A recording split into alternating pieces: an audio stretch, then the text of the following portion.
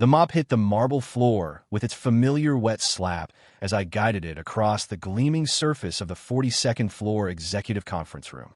Through the floor-to-ceiling windows, Seattle's skyline stretched out like a kingdom I'd built with my own hands, though the man adjusting his Hermes tie at the mahogany table had no idea he was looking at his emperor in janitor's clothing. You know what I love about this place? Marcus Kane's voice carried that particular brand of arrogance that comes with a Northwestern MBA and 3 years of climbing the corporate ladder. He was speaking to Jennifer Walsh, our VP of operations, his back turned to me as I methodically cleaned around the conference table's base. It's got real leadership, not like those companies where they promote maintenance guys to management just because they've been around forever. Jennifer laughed, that hollow corporate laugh that meant nothing and everything. Well, we certainly believe in merit here at Whitaker Enterprises. Exactly. Marcus continued, his Italian leather shoes clicking against the floor I just mopped. Take our janitor here. He gestured vaguely in my direction without actually looking at me. Been pushing that same cart for what, 12 years? Some people just know their place, you know? Stay in their lane. It's actually admirable in a way, accepting your limitations. I continued mopping, my weathered hands steady on the handle, my face a mask of quiet dignity. If Marcus had bothered to look, really look, he might have noticed the custom-tailored watch beneath my faded work shirt cuff, or the way other executives nodded respectfully when they thought no one was watching. But men like Marcus Kane only see what fits their narrative. The old guy's probably grateful for the health insurance, Marcus added with a chuckle. Bet he never imagined he'd work somewhere this prestigious when he started pushing brooms. Little did he know, I owned the building he was standing in. Every marble tile beneath his feet, every carefully planned architectural detail, every state-of-the-art security system protecting the intellectual property housed within these walls. All of it was mine. The company directory listed me as H. Whitaker Facilities, but the corporate filings told a different story. Harlan J. Whitaker, founder, chairman, and controlling shareholder of Whitaker Enterprises, a $2.8 billion cybersecurity empire. My name is Harlan Whitaker, and for the past 12 years, I've been living the most elaborate lie of my life. By day, I'm the invisible man with a mop and bucket, cleaning up after executives who wouldn't last 5 minutes in the garage where I built this company from nothing. By night, I'm the ghost in the machine, pulling strings from the shadows, making decisions that affect thousands of lives and billions of dollars. But Marcus Kane, my daughter's husband, had just made his biggest mistake. He thought he knew who I was. Before we continue, please subscribe to the channel and let us know where you're listening in the comments. Trust me, you won't believe what happens when the janitor finally reveals his true identity. The story begins where most empires do, in a garage. Mine was a cramped, oil-stained space behind a rental house in Ballard, where I spent 18-hour days in 1982 building what would become the foundation of modern cybersecurity. My wife Clara would bring me sandwiches and coffee, stepping carefully over circuit boards and prototype servers that cluttered every surface like the pieces of a massive puzzle. Harlan, I'm going to change the world with this, she'd say, her voice carrying the kind of faith that only comes from true partnership. Clara had mortgaged her grandmother's engagement ring to fund my first real prototype, a revolutionary encryption algorithm that could protect data in ways no one had imagined. She believed in my vision when venture capitalists laughed me out of their offices, when tech magazines dismissed my ideas as overly ambitious, when every rational voice said I should get a real job. The breakthrough came in 1984. I cracked the code, literally. My software could compress and encrypt data simultaneously, making it both smaller and exponentially more secure. The first major contract was with Boeing, a $1.2 million deal that validated everything Clara and I had sacrificed for. Within 5 years, Whitaker Enterprises had grown from that cluttered garage to a gleaming headquarters in downtown Seattle, our client list reading like a Fortune 500 directory. But success, I learned, was a double-edged sword. As the company expanded, 50 employees, then 500, then 3,200 across 12 countries, I watched the human element get lost in the machinery of corporate growth. Executives who'd never written a line of code made decisions about products they didn't understand. Board meetings became political theater where the loudest voice won, not the smartest one. Friends became competitors. Allies became assets to be leveraged. The real breaking point came when Clara got sick. Pancreatic cancer, the doctor said, stage 4, 6 months if we were lucky. I stepped back from day-to-day operations to spend her final months together, watching her fight a battle that no amount of money or technological innovation could win. She passed on a Tuesday morning in March 2010, holding my hand and making me promise to take care of our daughter Olivia, who was 16 and devastated by the loss of her mother. "Don't let this company become more important than being a father," Clara whispered in those final days. "Stay close to what matters." After the funeral, the board of directors, men and women I'd personally selected, approached me with barely concealed relief. The founder was grieving, unstable, a liability to stock prices and investor confidence. They suggested I take an extended leave, perhaps consider stepping down permanently. "You've earned your retirement, Harlan," said Richard Holbrook, who'd been Clara's finance professor at UW and my first major hire. "Let the professionals handle things now." Professional. The word tasted like poison. These professionals hadn't built anything. They'd simply learned to manage what others created. They'd never bled for this company, never mortgaged their dreams for a prototype that might change everything or might fail spectacularly. So I made a decision that would have seemed insane to anyone who knew me. I stepped down publicly, sold my visible shares to a holding company I controlled through 3 shell corporations, and applied for a job as night janitor at my own company. The facilities manager, Tom Rodriguez, hired me without question, a widower looking for steady work, simple health insurance, a reason to get out of an empty house. The transformation was complete. Harlan Whitaker, tech visionary and billionaire entrepreneur, ceased to exist in any meaningful public way. In his place stood H. Whitaker, the quiet man who arrived at 11 p.m. and left at 7 a.m., who knew every corner of the building because he'd helped design it, who listened to everything because no one noticed him enough to guard their words. For 12 years, I've maintained this double life. By day, I'm invisible. The man who empties trash bins and replaces light bulbs, who nods politely when executives brush past without acknowledgement. But by night, in a hidden office behind what appears to be a storage closet on the 43rd floor, I remain the real CEO of Whitaker Enterprises. Every major decision crosses my desk. Every strategic initiative bears my invisible fingerprints. The board thinks Victoria Lang, our brilliant public-facing CEO, makes the final calls, but Victoria knows the truth. She's the conductor, but I'm still composing the symphony. I've retained controlling interest through a web of shell companies and trusts so complex that even our own legal department doesn't fully understand the ownership structure. Technically, I own 67% of Whitaker Enterprises, worth approximately $1.9 billion at current market value.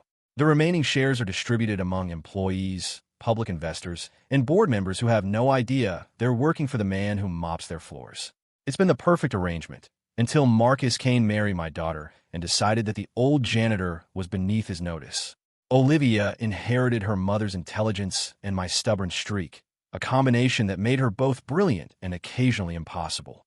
At 28, she possessed the kind of sharp analytical mind that could dissect marketing campaigns like a surgeon examining tissue samples, finding weaknesses and opportunities that others missed entirely. She graduated summa cum laude from the University of Washington with a double major in business administration and communications, then earned her MBA from Seattle University while working part-time at a boutique marketing firm downtown. When she applied for the marketing coordinator position at Whitaker Enterprises 3 years ago, I stayed carefully neutral. Victoria Lang conducted the interview process, and Olivia earned the job on merit alone. Though I'd be lying if I said it didn't give me quiet satisfaction to watch my daughter excel in the company I'd built from nothing. The complexity of our relationship lay in what she didn't know. To Olivia, I was simply her father who'd taken a step back from corporate life after her mother's death, choosing honest work over the stress of business ownership. She knew I'd been involved with technology companies in the past. I couldn't completely hide my background, but she believed the version of events I'd carefully constructed, that I'd been a middle management employee who'd made some smart investments and cashed out to live quietly. "Dad, I'm proud of you for staying active," she'd said during one of our weekly dinners at her Capitol Hill apartment. "So many people your age just give up after losing a spouse. But you found purpose in your work, even if it's not glamorous." She'd hesitated then, stirring her pasta with a nervous energy that meant she was choosing her words carefully. "I know some people might look down on janitorial work, but I think it's noble, essential. Someone has to keep the world clean." The pride in her voice was genuine, but I could hear the slight defensiveness too. The preparation for conversations where she'd have to explain her father's profession to colleagues and friends who might judge. It broke my heart in small, daily increments, knowing that my choice to remain hidden was causing her embarrassment she'd never admit to feeling. At work, we maintained professional distance. She called me Mr. Whitaker in the hallways, nodded politely when our paths crossed, treated me with the same courteous respect she showed all the facility staff. But sometimes, when she thought no one was looking, I'd catch her watching me with a mixture of love and something that looked dangerously close to pity. Olivia had risen quickly through the marketing department, her campaigns for our enterprise security software earning recognition from industry publications and generating millions in new business. She specialized in translating complex technical concepts into compelling narratives that CFOs and CTOs could understand, a skill that reminded me powerfully of her mother's ability to see the human story within any situation. But recently, I'd noticed changes in her demeanor at work. She seemed more stressed, more guarded in her interactions with colleagues.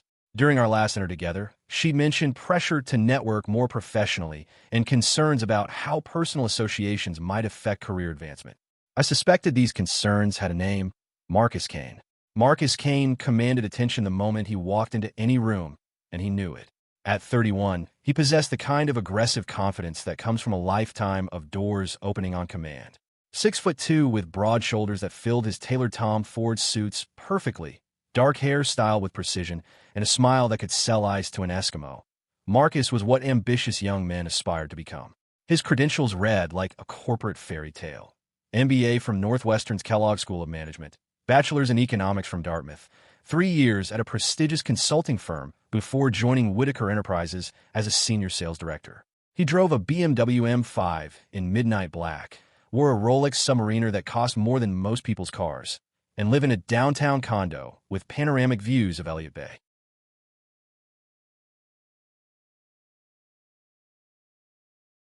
His voice carried the smooth confidence of someone accustomed to managing client relationships, but his eyes were already cataloging and dismissing. The scuffed shoes, the Timex watch, the slight calluses on my hands that no amount of lotion could completely erase. "Just Harlan," I said, returning his grip with measured strength. "Appreciate you having me over." "Of course. Come in, come in." Libby's been slaving over dinner for hours. He led me through the apartment with the easy familiarity of someone who'd claimed the space as his own. "Drink?" "I've got a great bottle of Macallan that a client sent over." The apartment, Olivia's apartment, had subtle changes since my last visit. Marcus's presence was evident in the expensive bottle of scotch on the counter, the Wall Street Journal folded precisely on the coffee table, the way the furniture had been rearranged to create a more formal seating area perfect for entertaining. Over dinner, Olivia's excellent salmon with risotto, Marcus dominated the conversation with stories from his previous job at McKinsey. So there I was, presenting to the CEO of a Fortune 500 company, telling him his entire operational structure was fundamentally flawed. The guy's been running companies longer than I've been alive, but sometimes you need fresh perspective, you know? He laughed, the sound carefully modulated for maximum charm. "That's the consulting life. You walk into situations where everyone thinks they know best, and you have to show them there's a better way." When the conversation inevitably turned to my work, Marcus's interest sharpened with the kind of focus predators show when sizing up prey. "Facilities management," Olivia mentioned. "That's interesting. Must be steady work. Good benefits, I imagine." The subtext was clear: steady, boring, safe, the kind of work for people without ambition or vision. "It has its moments," I replied, cutting my salmon with practiced precision. "You'd be surprised what you learn about people when they don't think anyone important is watching." Marcus laughed, completely missing the warning in my words. "I bet. The things people must say when they think the help isn't listening." The help. Those two words hung in the air like smoke from a fire that hadn't quite started burning yet. The engagement lasted 8 months, during which Marcus orchestrated what he called the wedding of the century, on a budget that mysteriously seemed to expand beyond anything Olivia's marketing coordinator salary could afford. I watched from the sidelines as my daughter stressed over vendors who quoted prices that should have been impossible, then somehow became affordable through what Marcus explained as family connections and professional networking discounts. What Olivia didn't know was that I'd established the Kane Whitaker Wedding Fund through my legal team, structured as an anonymous gift from a grateful former client of Marcus's consulting work. $43,000 flowed through carefully laundered channels to cover the venue at the Fairmont Olympic Hotel, The flowers, the photographer, the open bar that Marcus insisted was essential for networking opportunities. The wedding day itself was a masterclass in social stratification. Marcus's family arrived like conquering royalty. His father, Dr. Richard Kane, a prominent cardiologist, and his mother, Patricia, whose junior league credentials preceded her like a royal announcement. They swept through the reception line with the practiced efficiency of people accustomed to being the most important figures in any room. When Patricia reached me in the receiving line, her handshake lasted exactly 2 seconds. "You must be the maintenance gentleman Olivia mentioned," she said with a smile that never reached her eyes. "Ow! Refreshing to meet someone who works with their hands. Richard and I were just saying how important it is to appreciate all types of work." She turned immediately to the next person without waiting for my response, leaving me with the distinct impression I'd been categorized, filed, and dismissed. Marcus's best man speech at the reception became the stuff of family legend, though not in the way he intended. Standing beneath crystal chandeliers I'd unknowingly paid for, wearing a tuxedo that cost more than most people's monthly rent, he raised a champagne glass with theatrical flourish. "Ladies and gentlemen, I want to thank everyone who made this day possible," he began, his voice carrying across the ballroom with practiced confidence. "My beautiful wife Olivia, of course, who saw potential in a guy from the suburbs. My parents, who taught me that excellence isn't negotiable. Our friends and colleagues who showed us what success looks like." He paused, scanning the crowd with that calculating smile I'd grown to recognize. "And all the little people who make success possible. The caterers, the venue staff, the support personnel who keep our world running smoothly." His eyes found mine across the room, lingering just long enough to make his meaning clear. Several guests followed his gaze, offering me the kind of sympathetic smiles reserved for charity cases and family embarrassments. Olivia's face flushed red, her knuckles white around her champagne flute. "So here's to partnership," Marcus continued, raising his glass higher, "to knowing your place in the world and maximizing your potential within those boundaries. To my wife, who married up, and to everyone who knows their role in making magic happen." The toast was met with polite applause and uncomfortable murmurs. Later, during the dollar dance, Marcus made a show of pressing a crisp $20 bill into my hand. "For the father of the bride," he announced loudly enough for nearby tables to hear. "Appreciate you being part of the team, Harlan." The honeymoon was 2 weeks in Tuscany, a trip that should have cost at least $15,000 on Marcus's salary, but somehow became affordable through what he described to Olivia as a bonus from that big client I landed. In reality, the bonus came from a nutized world, and you'd love the manual labor here. They still harvest olives by hand. Each card was signed with Marcus's elaborate signature, as if he were marking territory. When they returned, tanned and glowing with newlywed confidence, Marcus regaled anyone who'd listen with stories of 5-star restaurants and private wine tours. "Amazing what you can afford when you actually apply yourself professionally," he told Olivia's friend Sarah at their welcome-back dinner. "Maybe someday her dad can visit places like that. You know, package tours for retirees." The condescension was becoming an art form. Marcus's ascent through Whitaker Enterprises' hierarchy was as methodical as it was insufferable. Within 6 months of returning from his honeymoon, he'd leveraged his wedding connections. Several board members and senior VPs had attended, charmed by what they saw as his polished professionalism, into a promotion to senior sales director. His salary jumped from $85,000 to $135,000, a figure he mentioned casually but frequently in conversations around the office. "It's all about positioning yourself correctly," I overheard him telling a group of junior executives in the break room while I emptied nearby trash bins. "Understanding the corporate ecosystem, knowing which relationships matter. Some people spend their whole careers in the same position because they don't grasp the fundamentals of advancement." His eyes flicked toward me as he said this, making sure I was listening. The junior executives followed his gaze, their expressions shifting to embarrassed recognition. One of them actually moved to block me from Marcus's line of sight, as if my presence was somehow inappropriate for their conversation. The humiliation started small and escalated with his confidence. It began with accidents, coffee spills that happened to occur wherever I was working, requiring immediate cleanup, while Marcus apologized with exaggerated concern.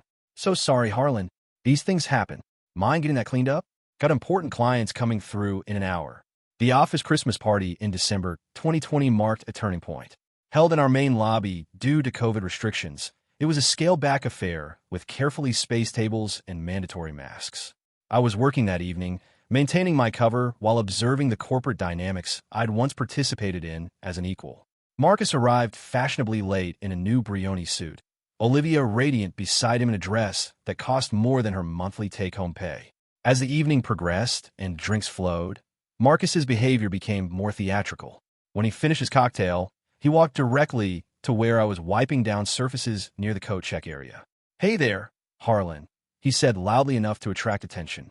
"Mind hanging this up properly? It's new, Italian wool, so be careful with the shoulders." He handed me his coat with deliberate ceremony, ensuring nearby colleagues witnessed the exchange. "And maybe give the shoes a quick buff while you're at it. Long day, lots of handshakes." The request wasn't unusual for facility staff, but the way he delivered it, with that smug smile and expectant pause, made it clear this was about power, not practicality. Several executives watched the interaction, their expressions ranging from amusement to discomfort. I took the coat without comment, hanging it precisely as requested. Marcus nodded approvingly. "Good man. Olivia's lucky to have such a dedicated father." But it was the company barbecue in June 2021 that crossed every line of decency I'd drawn in my mind. The event was held at Lincoln Park, overlooking Puget Sound, with rented grills and picnic table for the entire Whitaker Enterprises family. Olivia had invited several of her college friends, successful women in their late 20s who worked for other tech companies around Seattle. I was manning one of the grills, a role I'd volunteered for, because it gave me a legitimate reason to overhear conversations while staying busy. Marcus held court at a nearby table, regaling Olivia's friends with stories of his latest promotion to regional vice president, a position that came with a salary bump to $180,000 and a company BMW. "The secret to corporate success," Marcus was explaining, his voice carrying the authority of someone who'd never failed at anything important, "is understanding value hierarchies. Some people provide essential services, maintenance, basic operations, but they're not strategic players. They execute other people's visions." 20 minutes later, after he'd held his audience captive with tales of six-figure deals and executive golf tournaments, Marcus approached my grill station. "Hey, Janitor," he called out, using the title like a name in front of Olivia's friends. "Grab me another beer, would you? Make it snappy. Important conversation happening over there." The casual cruelty of it hit me like a physical blow. Not because of the request itself, but because of the witnesses, young women who now knew exactly where I stood in Marcus's hierarchy, who would forever associate me with that moment of calculated humiliation. Olivia's face went ashen. "Marcus, that's my father." "Right, sorry." He didn't sound sorry. "Harlan, would you mind getting me a beer? Please." The sarcastic emphasis on please made it worse, not better. I fetched the beer, my hand steady despite the rage building in my chest. Marcus accepted it with a nod that somehow managed to be both grateful and dismissive. "Thanks, buddy. You're a real team player." The promotion to regional VP came with additional perks: a corner office on the 38th floor, a reserved parking space, and an expense account that Marcus used with the enthusiasm of someone making up for lost time. His new business cards listed his title in bold font, and he made sure to distribute them liberally at company events. By early 2022, his total compensation package had reached $340,000 when including bonuses, stock options, and benefits, a sum that represented more money than he'd ever imagined having, and somehow still not enough to satisfy his appetite for more. During a quarterly all-hands meeting, Marcus presented the regional sales figures with PowerPoint confidence, his laser pointer dancing across charts, showing growth percentages that looked impressive until you knew the real numbers.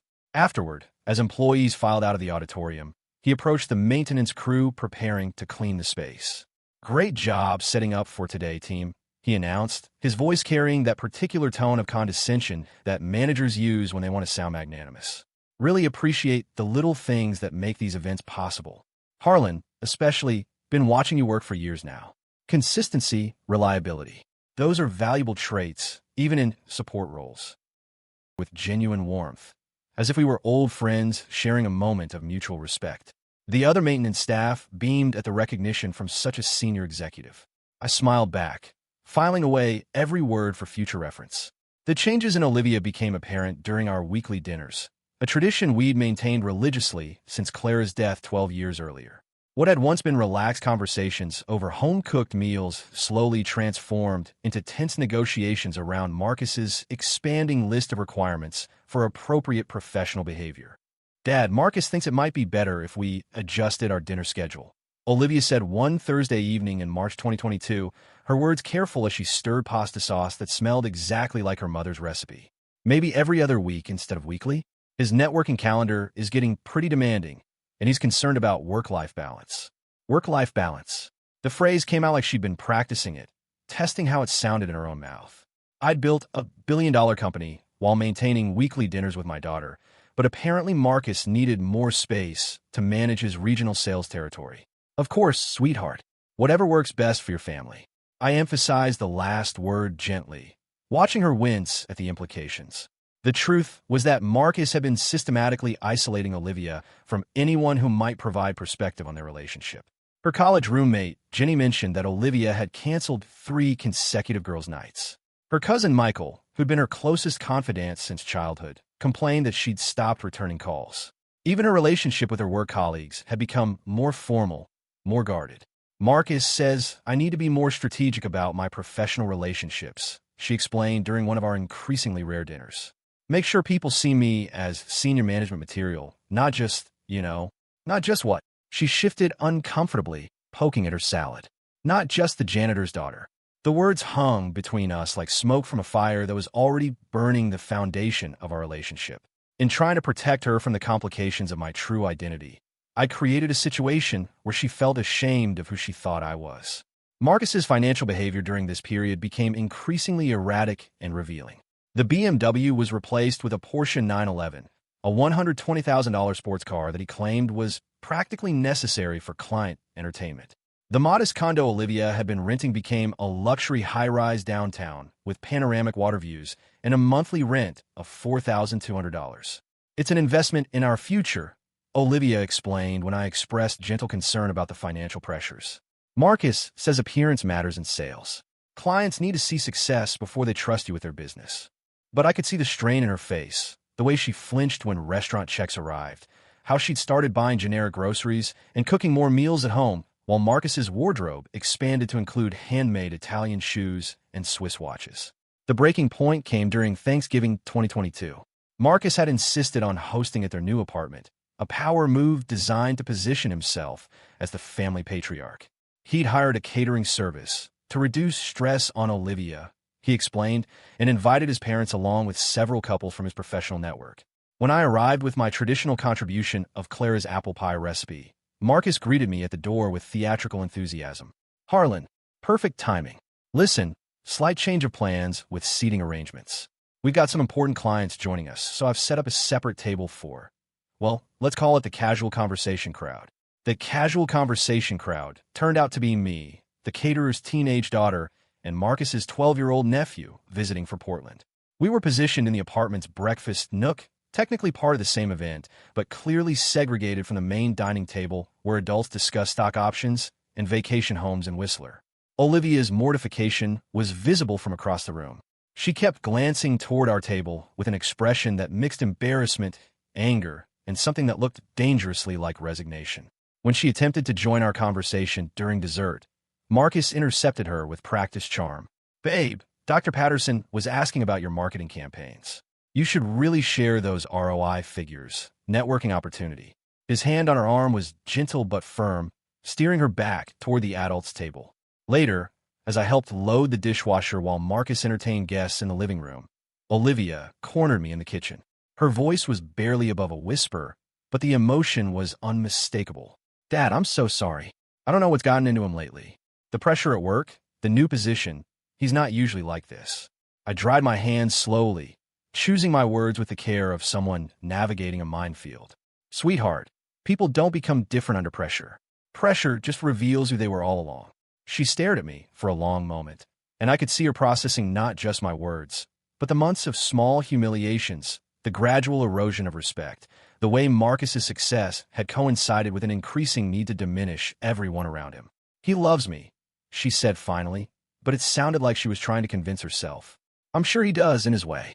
But love should lift you up, not require you to shrink yourself to fit someone else's vision of who you should be." 3 weeks later, Marcus joined the Rainier Club, Seattle's most exclusive private social organization. The initiation fee alone was $25,000, with monthly dues of $400. For a man earning $340,000 annually, it was a significant financial stretch, but Marcus had convinced himself it was an essential business investment. Deals happen in places like this, he told Olivia's friend Sarah at a holiday party. You can't build relationships with serious money while you're drinking beer at sports bars. The discovery that Marcus Kane was betraying my company came not through sophisticated surveillance or corporate intelligence, but through the mundane accident of being invisible at the right moment. It was a Tuesday evening in January 2023, and I was performing my standard maintenance routine on the 38th floor, where Marcus's corner office provided him with the privacy necessary for what he believed were confidential conversations. Almost meditative over the years, when I heard Marcus's voice carrying through his partially open office door.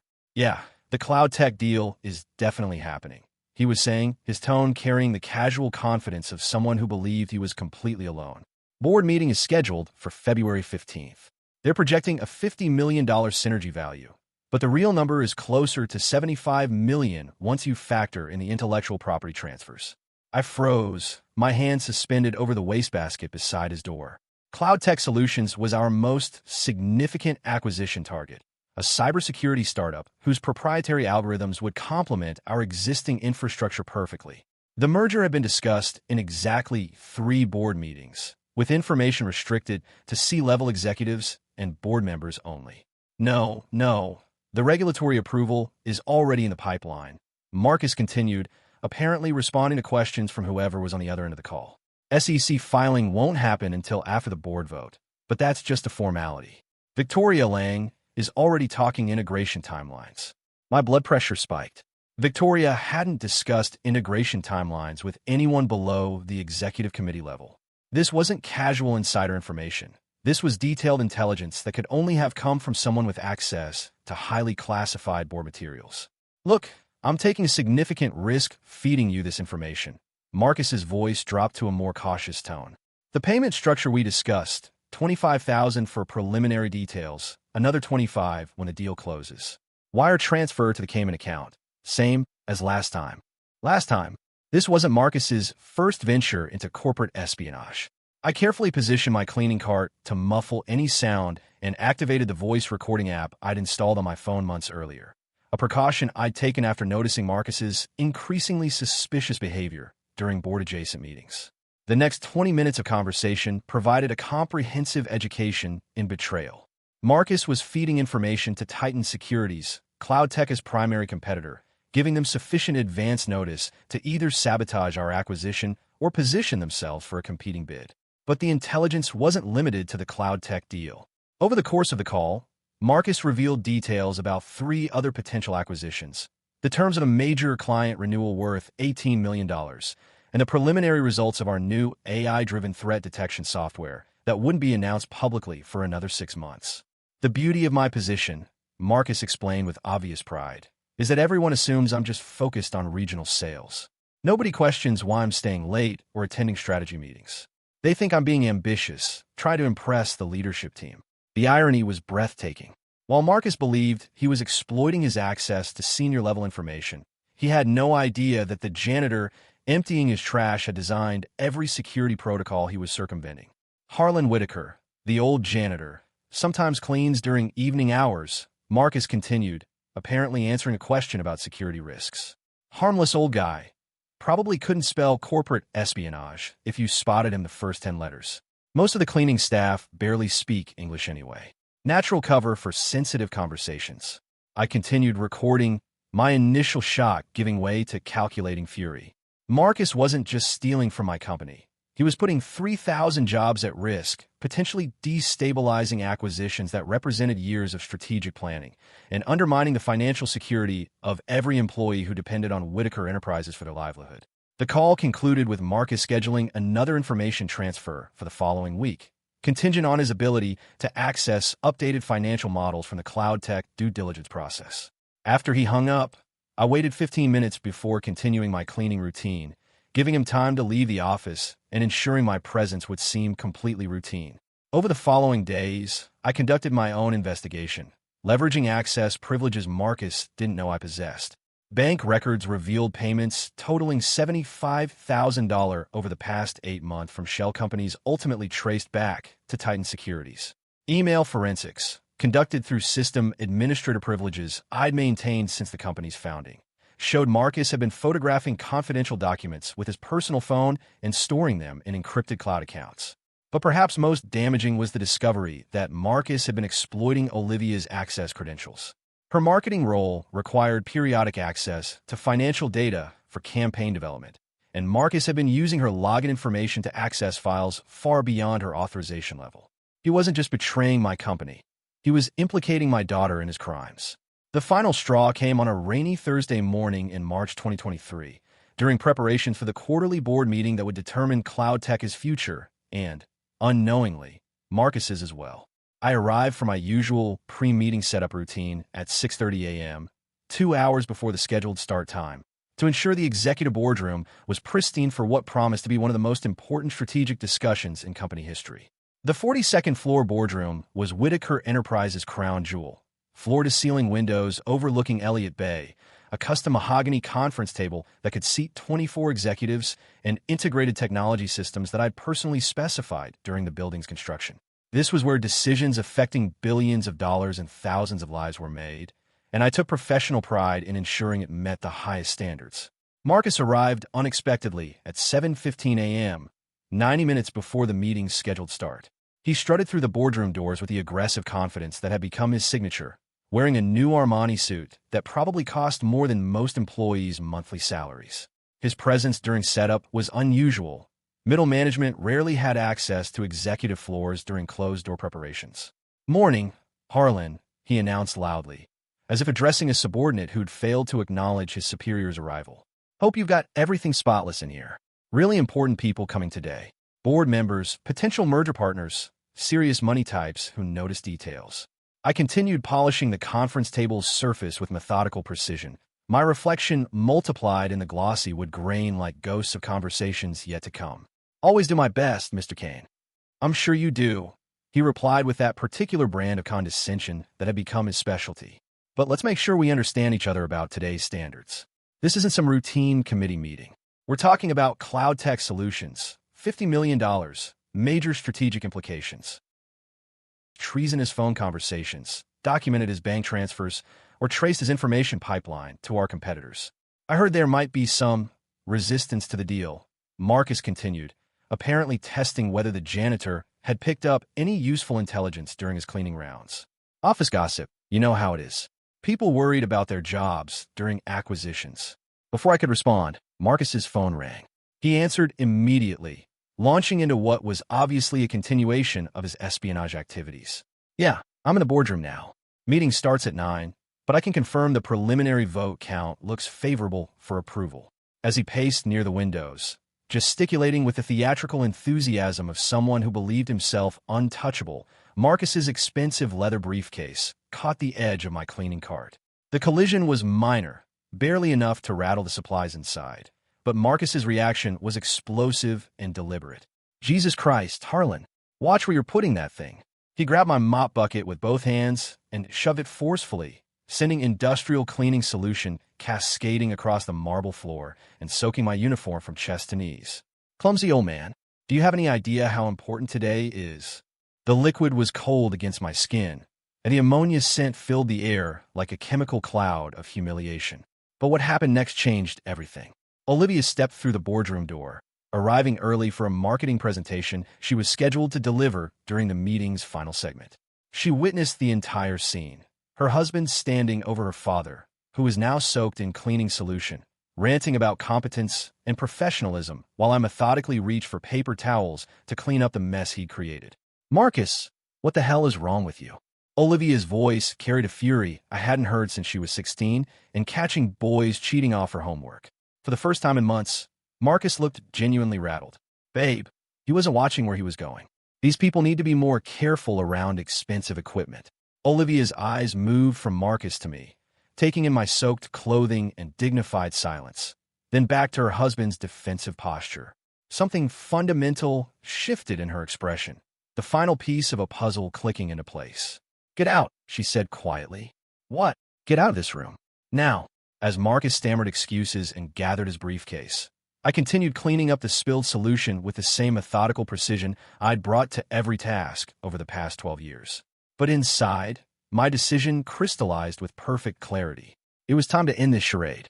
The morning after Marcus soaked me in cleaning solution, I climbed the service stairs to the 43rd floor for the first time in 3 months. Hidden behind a door marked electrical, authorized personnel only was my real office, a space that had served as mission control for Whitaker Enterprises since I'd assumed my janitor's identity 12 years earlier. The room was a study in contradictions. Industrial carpet and fluorescent lighting that matched the building's utilitarian spaces, but equipped with technology that would make most Fortune 500 CEOs envious.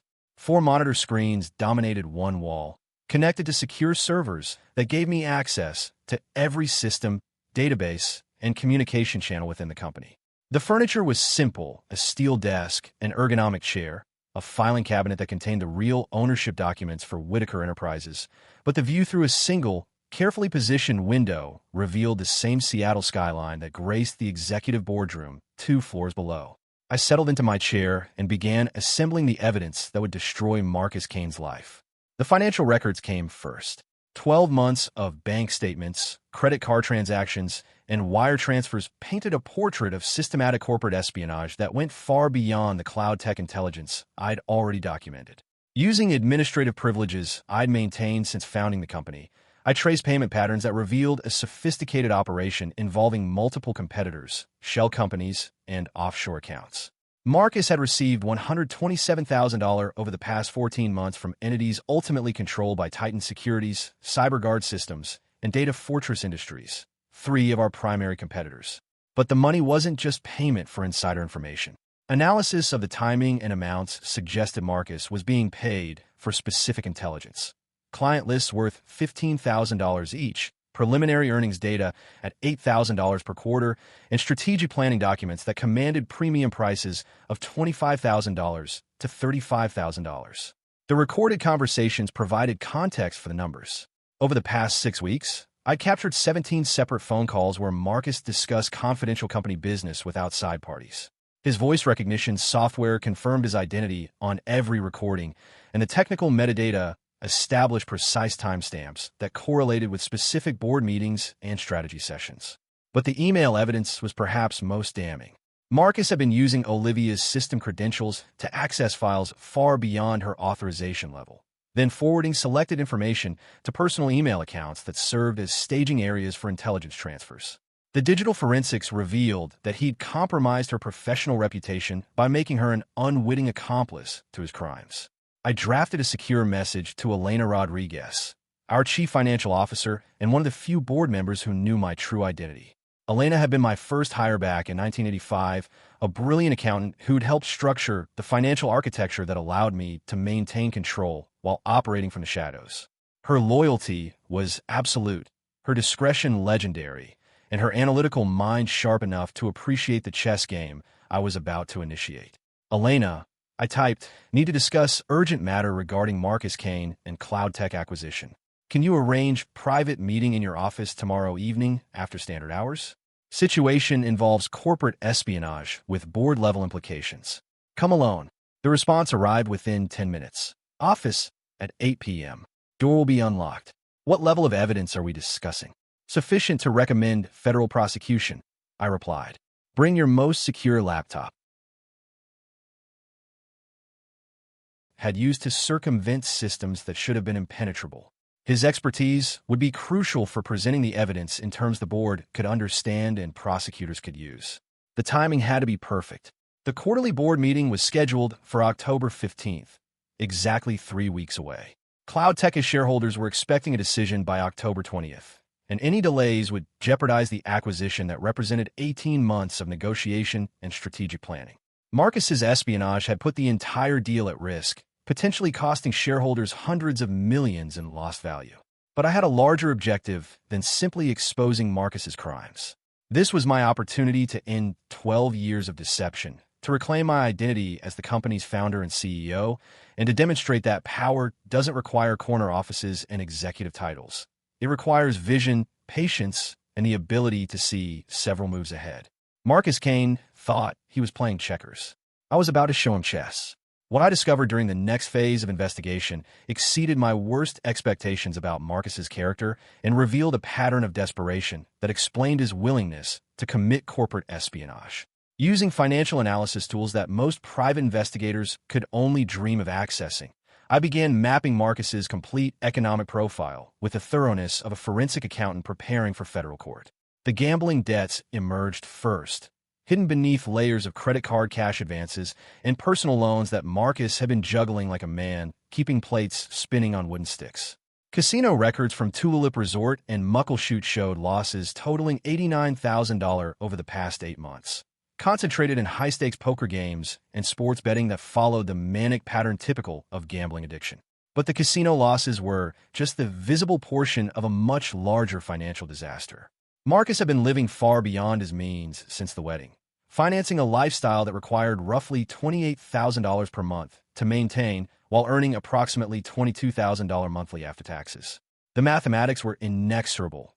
Every month, he fell $6,000 deeper into a hole that compound interest was making exponentially worse.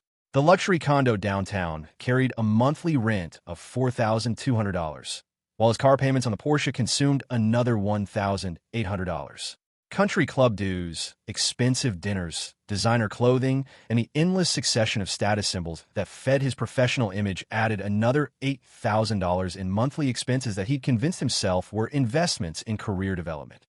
Credit card statements revealed the desperate measures Marcus had employed to maintain his facade of success.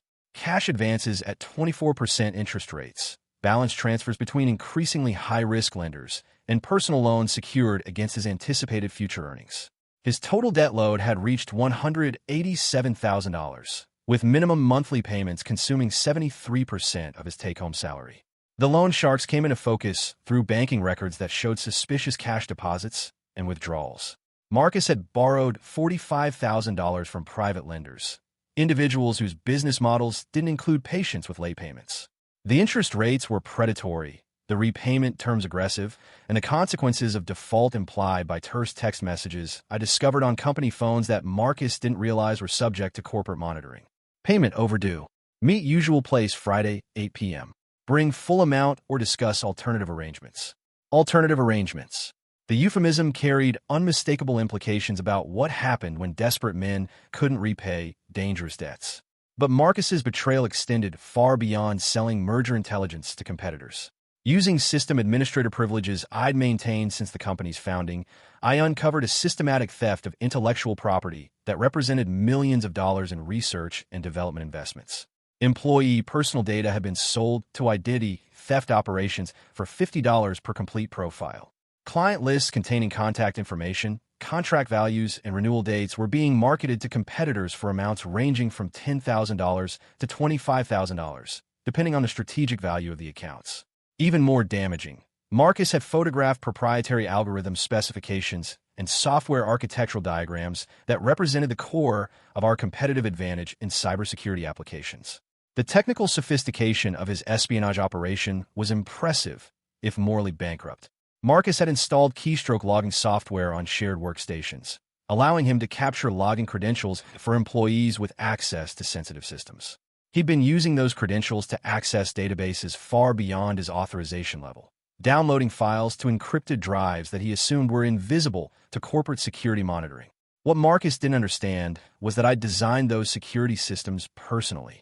Every access attempt, every file download, every unauthorized query was logged in servers that only I could access. His digital fingerprints were preserved with the kind of comprehensive detail that federal prosecutors dream of having in corporate espionage cases. The investigation also revealed Marcus's systematic manipulation of Olivia's professional standing within the company. He'd been using her marketing department access to obtain customer demographic data, campaign performance metrics, and competitive intelligence that he then repackaged for sale to outside parties. Worse, he'd been forging her digital signature on internal documents, making her appear complicit in information requests that she'd never actually made. Discovery of the personal data sales was particularly disturbing. Employee files containing social security numbers, home addresses, salary information, and performance reviews have been systematically harvested and sold to criminal organizations specializing in identity theft and financial fraud. 3,000 Whitaker Enterprises employees have been put at risk by Marcus's need to generate quick cash for gambling debts and loan shark payments. The pattern was clear. Marcus Kane wasn't just a disrespectful son-in-law or an ambitious corporate climber. He was a criminal whose desperation had escalated to the point where he was willing to destroy lives, compromise national security clients, and jeopardize a company that employed thousands of people, all to maintain a lifestyle built on borrowed money and stolen time. Federal charges would be inevitable once this evidence reached the proper authorities. But first, I had a more personal reckoning to arrange. Of someone who'd finally run out of excuses for the inexcusable. She sat at my kitchen table, the same oak surface where I'd helped her with homework 15 years earlier, and began unraveling the story of her marriage with the careful precision of someone pulling threads from a fabric that was already coming apart. "Dad, I think I'm in trouble," she began, her voice barely above a whisper. "Marcus has been different lately. Angry about money, paranoid about my work relationships, demanding I quit my job at Whitaker to focus on supporting his career advancement." The words came slowly at first, then faster as the dam of silence finally burst. Marcus had been monitoring her phone calls, questioning her about conversations with colleagues, and demanding detailed explanations for any time spent away from their apartment. He'd become obsessed with her access to company information, pressing her for details about strategic planning meetings she didn't attend and financial data she wasn't authorized to access. He keeps asking about board meeting schedules, acquisition rumors, client renewal negotiations. Olivia continued, her hand shaking slightly as she held her coffee cup. "At first I thought he was just trying to be more involved in my work life, but lately it feels like interrogation." The financial pressure had become unbearable. Marcus was demanding that she use her employee credit union access to secure a $50,000 personal loan, claiming it was for investment opportunities that would secure their future together. When she'd hesitated, he'd threatened to leave her for someone who was more supportive of ambitious goals. He said I was holding him back. Olivia's voice cracked with the kind of pain that only comes from betrayal by someone you've trusted completely. That my small-time thinking and working-class background were preventing him from reaching his full potential in the corporate world. Working-class background. The phrase hit me like a physical blow, not because of its inaccuracy, but because of what it revealed about how thoroughly Marcus had poisoned Olivia's perception of her own family. She was ashamed of me, not because of who I actually was, but because of whom Marcus had convinced her I represented in his climb towards social respectability. "Sweetheart," I said carefully, choosing my words with the precision of someone defusing an explosive device. "Has Marcus ever asked you to access company files that aren't part of your normal work duties?" The question triggered a flood of confessions that broke my heart and confirmed my worst fears. Marcus had been using Olivia's system credentials to access databases far beyond her authorization level. He'd convinced her to download background research files for projects that didn't exist, to forward internal emails to his personal accounts, to share login information that she assumed would only be used for legitimate business purposes. "I thought I was helping him understand the corporate culture," she said, tears now flowing freely down her cheeks. "He said senior management needed to see him as someone who understood the big picture, someone who could think strategically about company operations." But the most devastating revelation came last. Marcus had been recording conversations between Olivia and her colleagues, using audio files to identify which employees might have access to confidential information worth selling to competitors. He'd turned her into an unwitting intelligence asset, exploiting her natural curiosity and professional enthusiasm to map the company's information architecture. "Dad, I think he's been lying to me about money," she whispered. "The bills keep coming, but Marcus says his salary can cover everything. He won't let me see bank statements, won't discuss budgets, won't explain why we keep moving money between accounts." I reached across the table and took her hands in mine, feeling the calluses I'd earned from 12 years of manual labor. "Olivia, listen to me carefully. You're not in trouble. Marcus is, and I'm going to make sure he can't hurt you anymore." She looked up at me with confusion and hope warring in her expression. "Dad, what can you do? I'm what? You work in maintenance. Marcus has connections, corporate influence, legal resources. If he's really doing something wrong, how could we possibly?" "Sweetheart," I said gently, "there are things about our family that you don't know yet. Things that might surprise you." But I promise you this, Marcus Kane has made the biggest mistake of his life, and he's about to learn exactly who he's been disrespecting for the past 3 years. October 15th, 2023 was scheduled to be the most significant board meeting in Whitaker Enterprises' 41-year history. The Cloud Tech Solutions acquisition represented not just a $300 million strategic investment, but a fundamental shift in our competitive position within the cybersecurity industry. The merger would add 847 employees, 6 key patents, and access to artificial intelligence capabilities that would position us as the dominant player in next-generation threat detection. Marcus Kane saw the meeting as his coronation ceremony. Over the past 2 weeks, he'd been lobbying board members with the desperate intensity of a man who understood that his entire future depended on securing a promotion to executive vice president. The position would come with a salary increase to $485,000 annually, stock options worth potentially millions, and most importantly, the kind of corporate authority that would put him beyond the reach of creditors and loan sharks who were growing increasingly impatient with his payment delays. "This is my moment, Livy," he told Olivia during a dinner conversation I'd overheard through the kitchen window while trimming hedges outside their apartment building. Executive EP track means CEO potential within 5 years. We're talking about generational wealth, the kind of money that changes everything. What Marcus didn't know was that I'd been orchestrating every aspect of the meeting's logistics for the past month. As the building's senior facilities manager, I had legitimate authority to determine cleaning schedules, maintenance windows, and service arrangement for executive floors. The board meeting would require my presence in the conference room before, during, and after the formal proceedings, the perfect cover for what I had planned.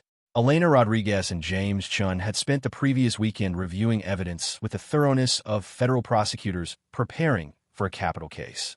Elena's financial analysis had traced every dollar of Marcus's espionage payments, while James's technical investigation had documented the specific files, databases, and communication systems that Marcus had compromised. Together, they'd assembled a presentation that would leave the board with no choice but immediate action. "The evidence is overwhelming," Elena had confirmed during our final preparation meeting in her office 3 nights earlier. "Federal charges are inevitable, but we need to consider the impact by the Cloud Tech merger proposal at 10:30. Marcus was listed on the agenda for a brief regional sales update at 11:15, a routine presentation that he believed would showcase his value to the executive committee.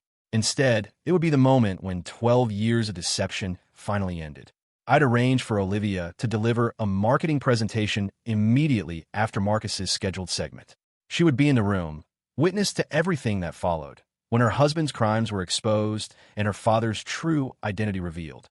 The emotional impact would be devastating, but she deserved to understand the complete truth about both men who'd shaped her adult life. The board packet, distributed confidentially to members 24 hours before the meeting, contained a special addendum labeled Executive Session. Confidential personnel matter. Only Elena, James, Victoria, and I knew what that session would reveal. Marcus spent the final week practicing his presentation with the confidence of someone who believed he understood the game being played. He had no idea that he was about to become checkmate in a strategy that had been developing since the moment he'd first dismissed me as the help 3 years earlier. The janitor was about to remind everyone exactly who owned the building. The night before the board meeting, I performed a ritual that had taken 12 years to arrange. In my hidden office on the 43rd floor, I carefully removed the tailored Armani suit I'd purchased 6 months earlier, a $4,800 masterpiece of Italian craftsmanship that had been waiting in a garment bag like a costume for the most important performance of my life. The suit was charcoal gray with subtle pinstripes, cut to perfection by a tailor who'd assumed I was simply another wealthy Seattle executive maintaining his professional wardrobe. The shirt was French-made cotton with my initials, HJW, embroidered discreetly on the cuff. The shoes were handmade Italian leather that cost more than Marcus spent on his monthly car payment.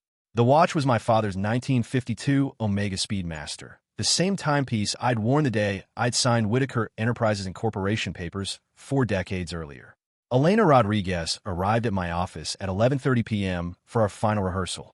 She reviewed the presentation slides one last time, her financial expertise ensuring that every chart, graph, and calculation would be unassailable under scrutiny from board members who'd built their careers on detecting corporate fraud.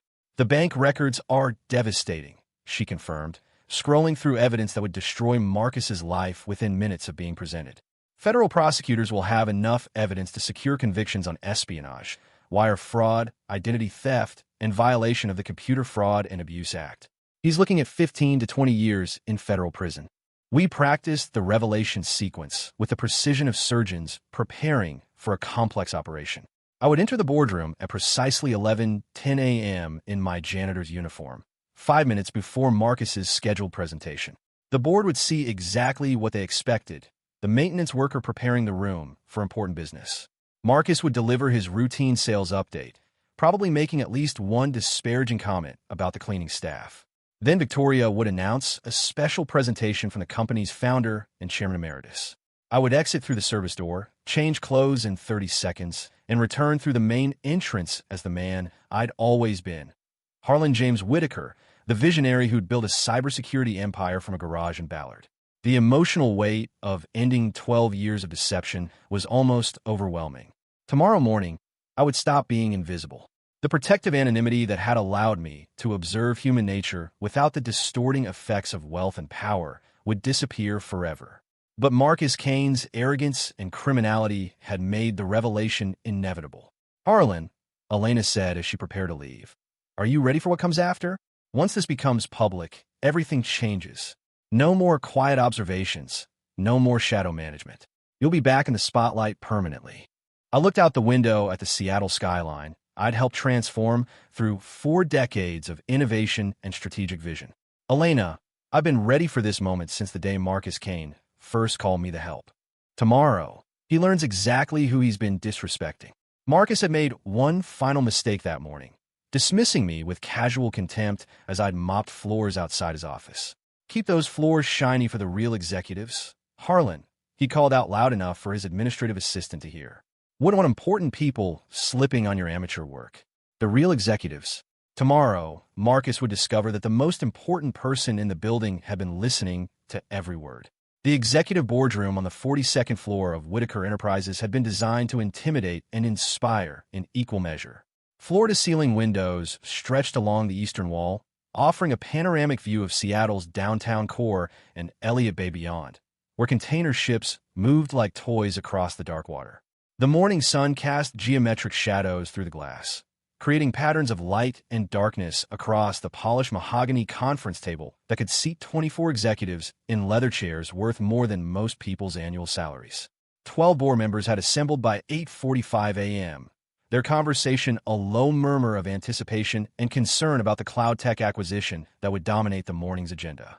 These were serious people, former CEOs, venture capital partners, technology visionaries who'd built their own empires and now lent their expertise to guide mine. Dr. Rebecca Morrison, former CTO of Microsoft.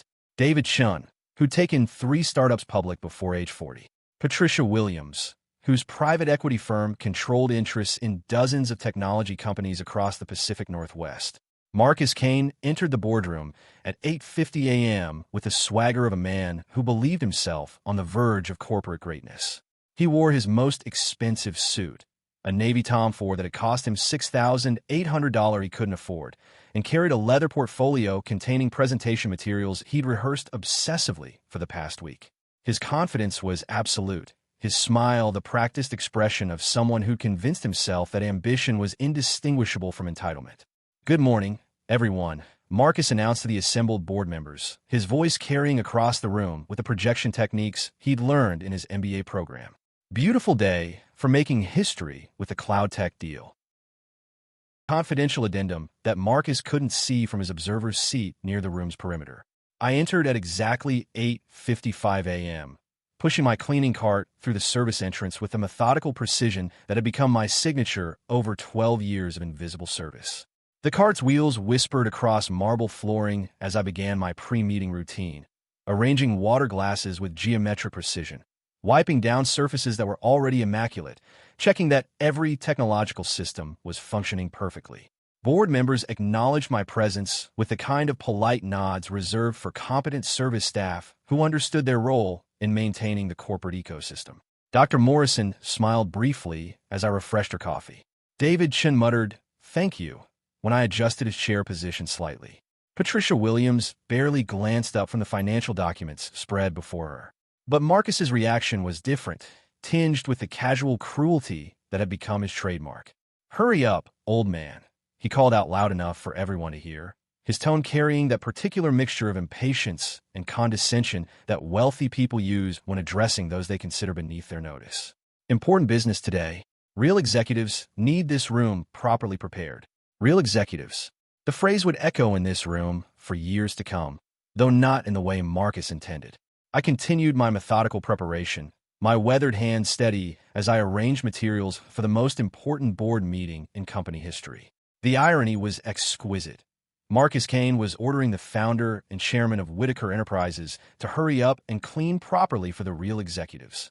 Victoria Lang called the meeting to order at precisely 9 a.m., her voice carrying the natural authority that had made her the perfect public face for the company I'd built in the shadows.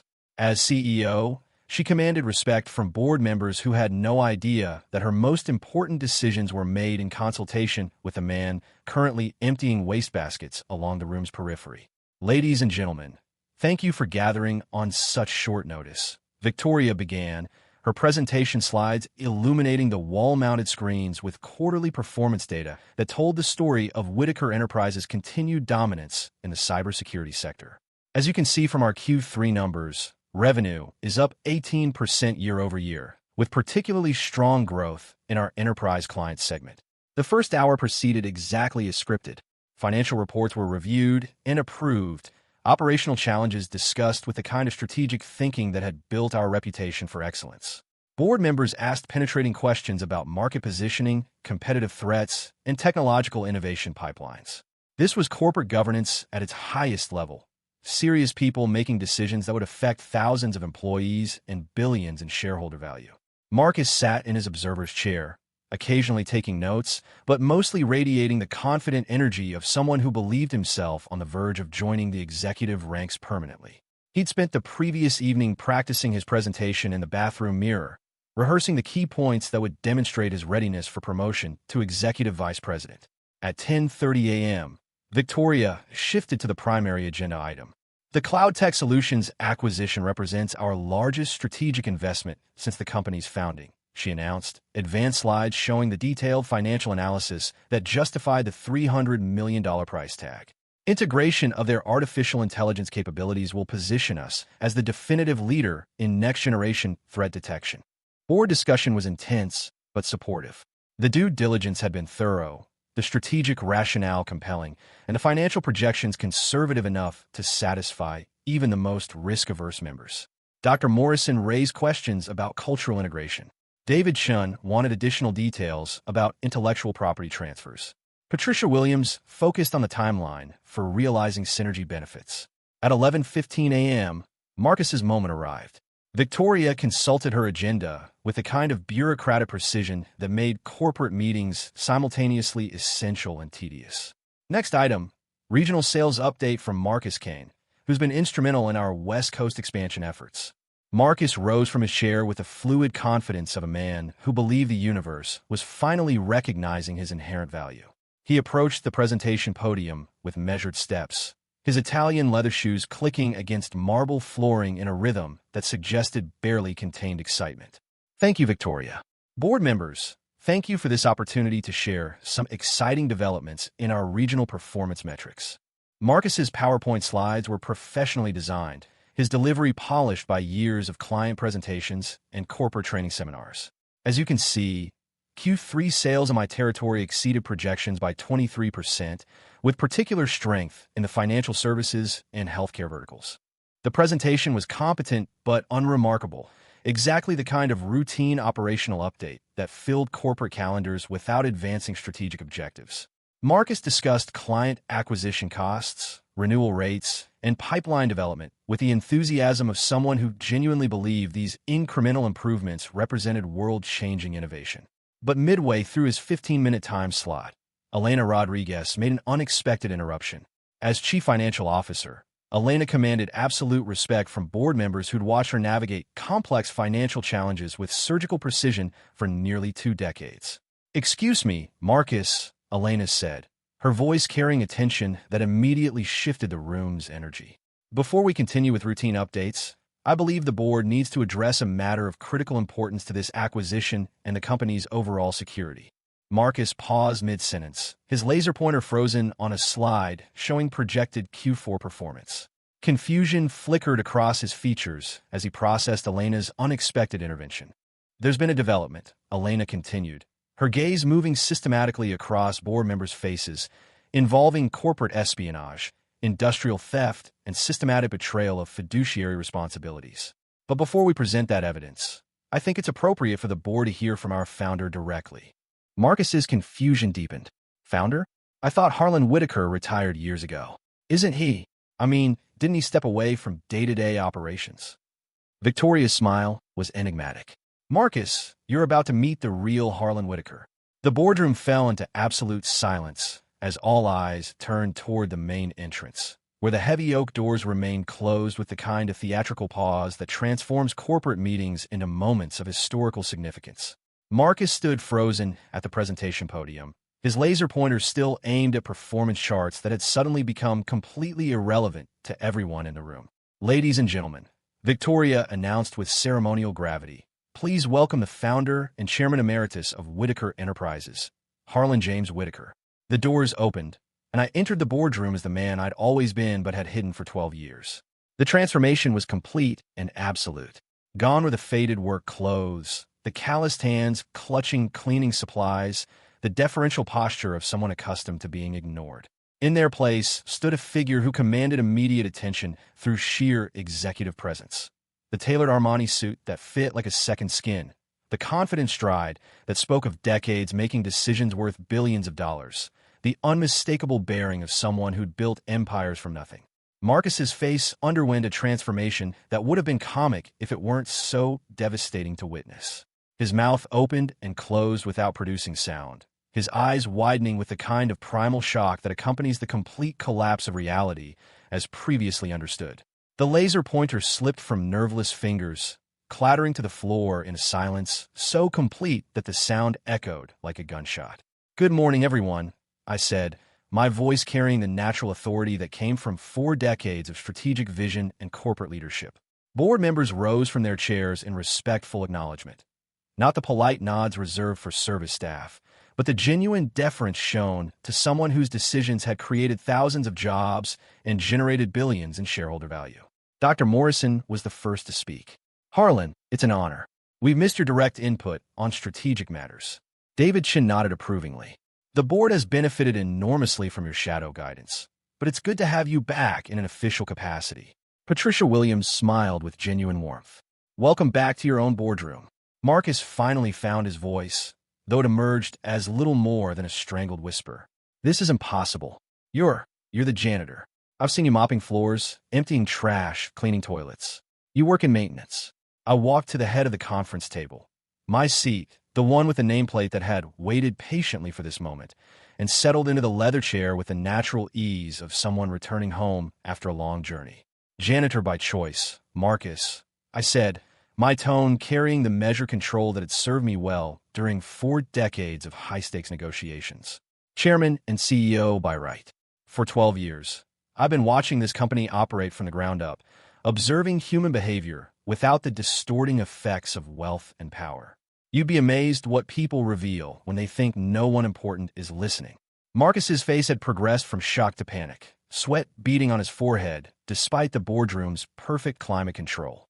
But I saw your resume. High school education, entry-level maintenance position. Lila said you were just.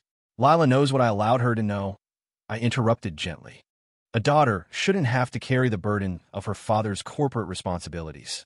But that protection ends today because you've made it end." The board members were watching this exchange with fascination, beginning to understand that they were witnessing something far more complex than a routine personnel matter. Marcus sank into his observer's chair, his entire worldview crumbling in real time as he processed the implications of having spent 3 years systematically humiliating the most powerful person in the building.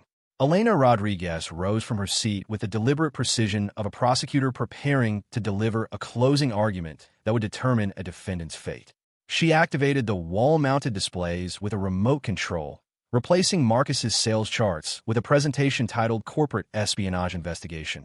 confidential board session. What you're about to see, Elena announced, her voice carrying the clinical detachment of someone presenting financial evidence in federal court, represents 14 months of systematic corporate betrayal, industrial espionage, and criminal activity that has put this company, our employees, and our clients at significant risk. The first slide displayed Marcus's banking records, a comprehensive analysis of deposits, withdrawals, and wire transfers that painted an unmistakable picture of systematic corruption. Red highlighting marked payments totaling $127,000 from shell companies ultimately controlled by our primary competitors, Titan Securities, CyberGuard Systems, and Data Fortress Industries. These payments, Elena continued, correspond directly to the theft and sale of proprietary information, client lists, strategic planning documents, and classified research data that represents millions of dollars in competitive advantage. Marcus's face had progressed from shock to a sickly gray pallor, sweat now flowing freely down his forehead despite the boardroom's perfect climate control. Those are legitimate consulting fees. I do freelance work. It's completely legal. Let me play some of those consulting conversations.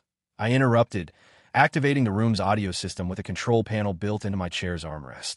My voice was calm, matter-of-fact, as if I were presenting routine quarterly data rather than evidence that would destroy a man's life. Marcus's voice filled the boardroom through speakers designed for crystal-clear conference calls. The recording was from September 15th, captured during one of his espionage calls to Titan Securities.